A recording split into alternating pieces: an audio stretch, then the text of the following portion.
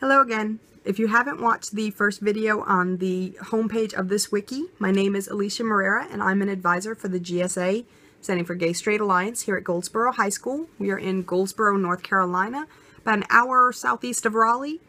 And I wanted to start with a video on this section of the wiki to talk about starting your own GSA. GSAs are typically a student-run organization. Students are the ones who go to their school to get permission for starting it. They plan meetings, they decide what their goal for the GSA is going to be, and they're in charge of also finding faculty advisors and making sure the administration is with them 100%, because that's the most important thing.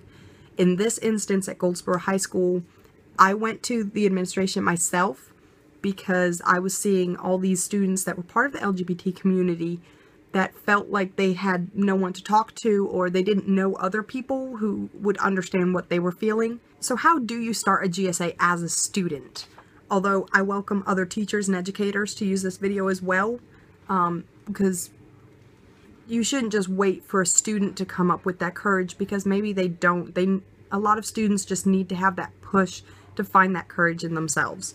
So what I have here are, I've printed out the 10 steps for starting a GSA. I found this on the Gay Straight Alliance Network, which is under the educational resources. I believe it's number 2. They're the national network for all GSAs in the country. First of all, you need to follow any guidelines. Look in the student handbook. There may be certain procedures for starting a club. You may need to make sure it follows any county guidelines or state guidelines. Some schools forbid any sort of non-academic clubs, and in this case, unfortunately, a GSA would fall under that category because it has nothing to do with academics. Number 2, find a faculty advisor. Every club needs a faculty advisor. Ours has 2.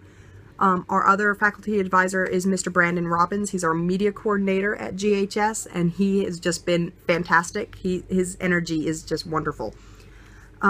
Number 3, inform administration. Don't do this behind the administration's back. That's the worst thing you can do. You don't want to surprise your principal or vice principal by saying that you're going to have a GSA meeting in this room. There can be some concerns about what you're going to talk about. Moving on to number 4 is to inform any guidance counselors or social workers that you have at your school. Guidance counselors and social workers, they see so many kids that talk to them about their problems, and they may know students that are interested and be able to talk to them in a safe environment instead of just sort of cornering them in the hallway or them having to see a poster and kind of take it upon themselves to come in. A lot of students just aren't that confident, and maybe talking to a guidance counselor or the social worker will help them be brave enough to come in and talk to other people about it. Number 5, there are 10 of these. 10, not 5. Number 5 is to pick a meeting place. Normally it's somewhere easily accessible. Students won't get lost if they've never been in that part of the school. Ours, we haven't had a meeting for the upcoming school year yet, of course, but it was either going to be, or it will either be in our media center, which is in the exact center of the school, so everyone kind of knows where it is, and that is where Mr. Robbins teaches, so that's like his domain. So either in the media center or in my classroom, which is a bit more out of the way. So if students are a bit more hesitant to come out, my classroom might be a little bit better, but it depends on your school's atmosphere.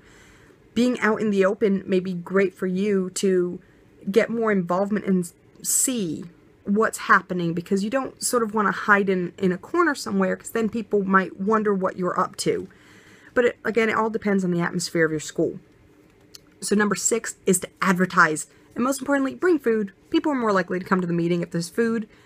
Sad to say, but if you're in a high school, middle school, straight to their heart is through their stomach.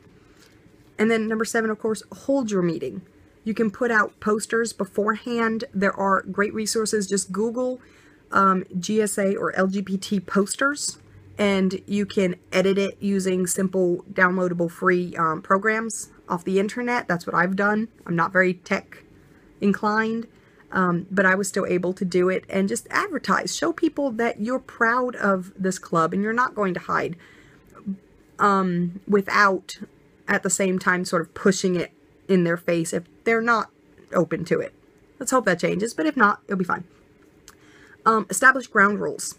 You may just be there as a support group to be able to talk about things. You may want to go out into the community and help them, or you might want to advocate for LGBT rights and things like that. So sort of establish your ground rules, what's going to be happening at the meetings, what you plan to accomplish, and let everyone have a say in what's going to be going on.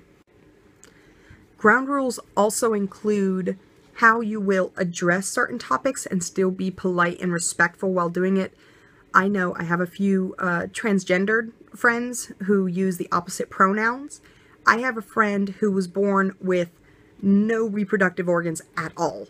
So I refer to them as they, because I really don't know what they are, if they're male or female, and they don't know either because they don't have that defining feature about them. So little things like that you might not think about, but could sort of rub people the wrong way if you get it wrong. If someone identifies as a female and you keep saying him, might upset them. Not a good idea.